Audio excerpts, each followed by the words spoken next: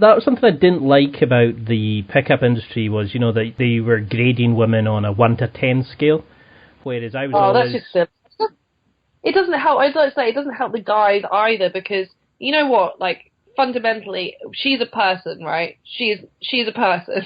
Mm. So if you objectify her by giving her a number rating in terms of physical appearance, you actually limit your ability to connect with her and have great conversations, and therefore you become almost handicapped. I always find that the guys who often rate women in terms of physical appearance don't have as good relationships as women. That could mean that they find it harder to speak to women. It could mean that they connect to them less. They don't have rewarding relationships. So I think when you get something like that in the pickup world, as much as it's misogynistic, I also usually find that it stops men from communicating as well with women as they could do, and therefore limits their success. Definitely. I mean, it was on your previous answer, that was something that I definitely agreed with, was I used to only look at it as a yes or no. Do I want to get to know this person more? I tried to remove sex as much as possible from it, because if I was interested in them, I would get to know them a bit better. And to be honest, the whole grading thing is, like you said, if you keep it on a physical level, you don't really move past that. And, you judge yourself on your ability to sleep. If you don't have success by sleeping with them, then you look at yourself as a failure, rather than getting to know a potential friend or a contact or whatever. So what? Yeah. I think that's the biggest problem men face nowadays, is this obsession with sex, this thing of you're not a man if you're not drinking and screwing around. I definitely think that the way we sometimes, that's part of the problem. I think that part of the problem is some of the masculine things that seem to be really masculine, like fighting, sleeping around, drinking, whatever, that's not a very positive masculine archetype that we're often promoting in society. I also think on the flip of that, most guys aren't like that, and they're obviously decent individuals, and then unfortunately men often get unfairly judged. Women will not understand a man's motivations or won't connect with him as well as they could do. And I say this from working with so many female clients as well, because they have this idea that men are motivated in a very physical way. And that often massively oversimplifies what it's like to be the guy.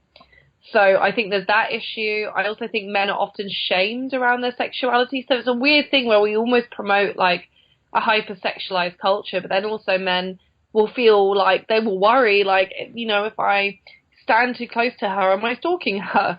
If I pay her a compliment, am I going to make her feel bad, and harassed? I don't want her to do that. So it's there's a real confusion over how to be, I think sexual and masculine, but in a way that's positive. And I find that most guys not wanting to be this violent, hypersexual, drunk individual probably go too far in the other direction when of just being the friend, when in fact there's a different role they could take altogether.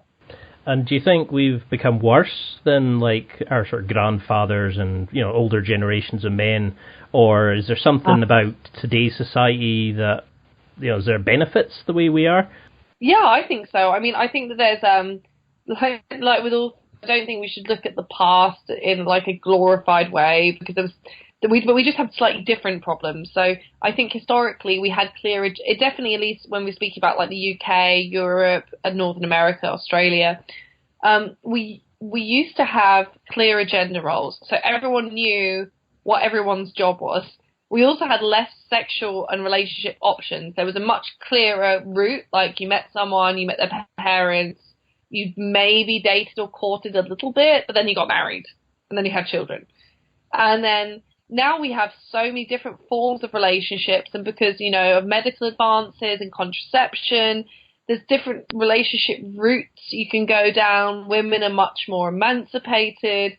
That means that men and women, I don't think, are sure whose job it is anymore to make what move. And then also there's so much variety and choice, or perceived variety and choice, with, the influx of dating apps and such, that people, I think, are losing that ability to connect in real life. And I think, it's actually psychologically proven that too much choice doesn't make us happy. It makes us actually less happy, because we become kind of paralyzed by not knowing what's the right road to go down.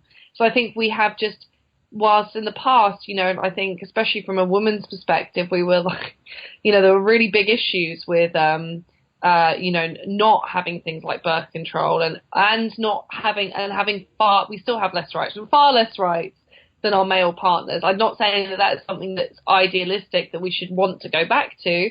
However, I think that what we have now is a very new and very modern set of problems that our primitive brains that really haven't changed very much in the past 40,000 years aren't best equipped to deal with.